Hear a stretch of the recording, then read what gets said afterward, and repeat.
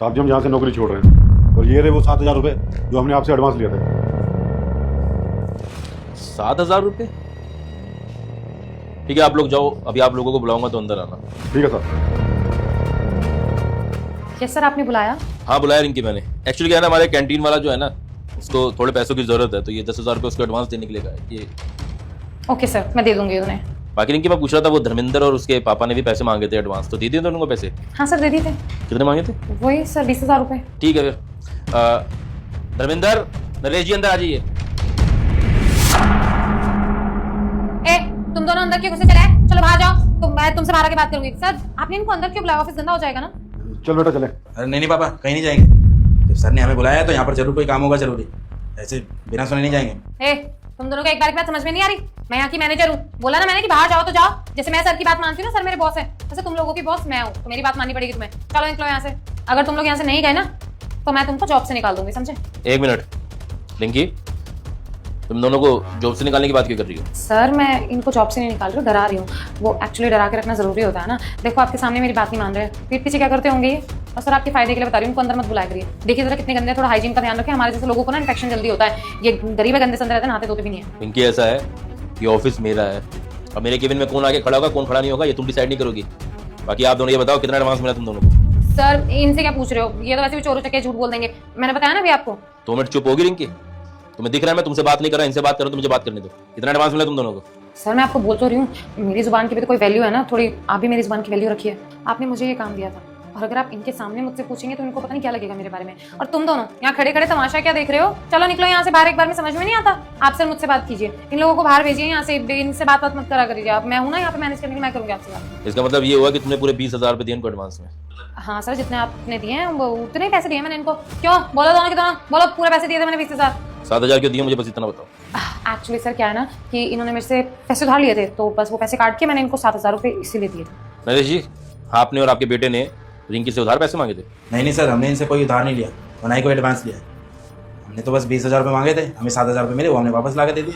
कितना बड़ा झूठा है ये। सर आप इनके सामने मुझसे बार बार पूछ रहे हैं ना, इसलिए इनको लग रहा है कि ये फायदा उठा लेंगे। झूठ कह रहे हैं ये। तेरे को अपनी नौकरी प्यारी नहीं है क्या जो मेरे से बार बार बहस कर रहा है? चलो तुम्हारी बात मैंने सच मान ली कि तुमने इन्हें एडवांस या फिर जो पैसे इन्होंने उधार मांगे थे वो दिए थे, लेकिन तुमने वो जब मैंने इनको एडवांस पैसे दिए उसमें से क्यों काटे? तो तुमको अलग से लेने चाहिए थे ना इनसे। और इनकी सच बात बोलूं, झूठ उतना ही बोलना चाहिए जितना सामने वाला सह सके, और तुम अब हद से ज्यादा झूठ बोल रही हो। सर ऐसा कुछ नहीं, आप गलत समझ रहे हैं। वो एक्चुअली क्या है ना, ये लोग मेरे पास बार बार आ रहे थे और हेल्प मांग रहे थे, तो तरस खा के कर दी मैंने भी। मुझे क्या पता था कि बाद में मेरे को ही धोखा देंगे। और तुम तो रिंकी इन्हें अपने बराबरी का नहीं समझती, इन्हें अपने पास भी खड़ा नहीं होने देती क्योंकि बदबू आते तुम्हें इनसे।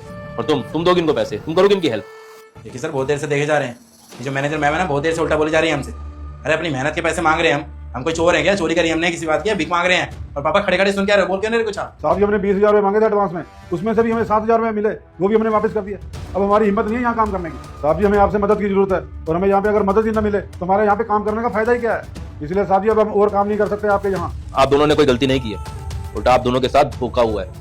गलती तो हमारी इन मैनेजर साहब ने करी है, तो आप दोनों को जॉब छोड़ने की जरूरत नहीं है। जॉब तो अब ये मैनेजर साहब छोड़ेंगे यहाँ से। सर देखो आप मुझे जॉब से कैसे निकाल सकते हो? ये लोग झूठ कह रहे हैं, मैं सच कह रही हूँ। मैंने इनको पूरे पैसे दिए हैं, प्लीज ऐसा मत करिए। सर प्लीज इनकी बातों में आके मुझे जॉब से मत निकालिए। मैं अपने घर की इकलौती लड़की हूँ जो काम करती हूँ, जॉब करती हूँ, घर संभालती हूँ। कैसे क्या जवाब दूंगी मैं घर पे? बोलना क्या है रिंकी, साफ साफ बता देना जो सच है अपने घर वालों को।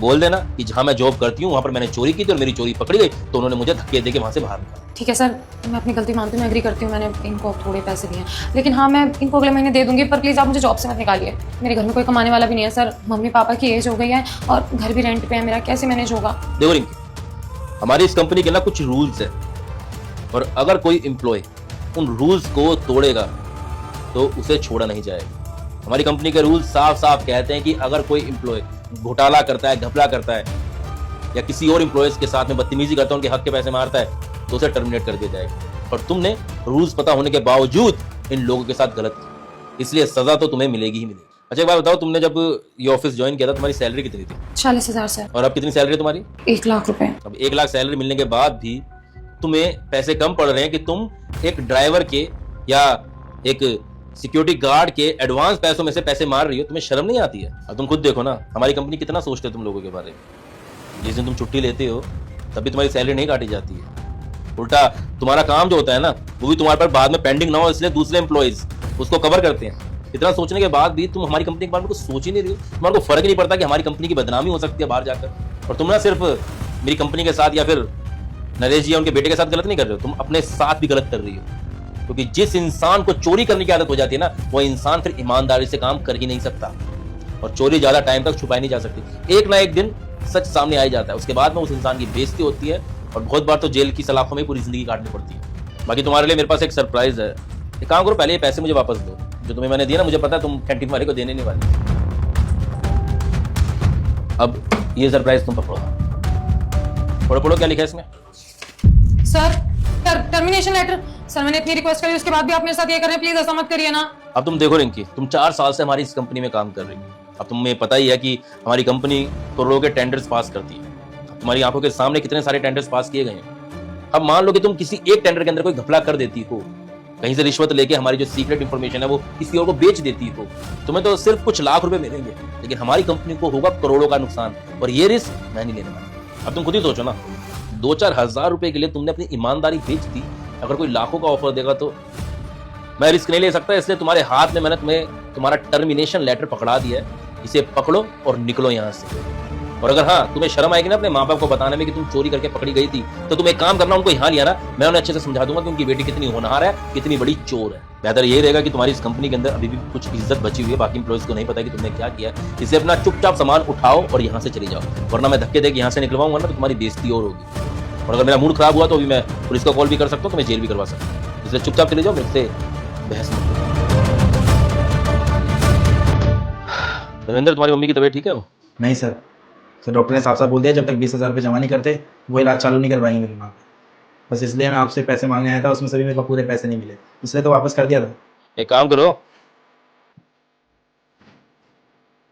ये पकड़ो 20,000 रुपये। और साहब मैंने बोला ना पकड़ो इसे और अपनी मम्मी का इलाज करवाओ, ठीक है? और अगर और पैसे की भी जरूरत हो तो नरेश जी, शर्माना नहीं है, जैसे डायरेक्ट आके बात करनी है, मेरे से डायरेक्ट पैसे मांगने, और किसी और से मत बात करना, क्योंकि हो सकता है कि अभी जैसे रिंकी ने आपके साथ में धोखा किया है, कोई और एम्प्लॉय भी कर सकता है। तो अब कुछ भी मदद चाहिए डायरेक्ट आके मेरे से मांग।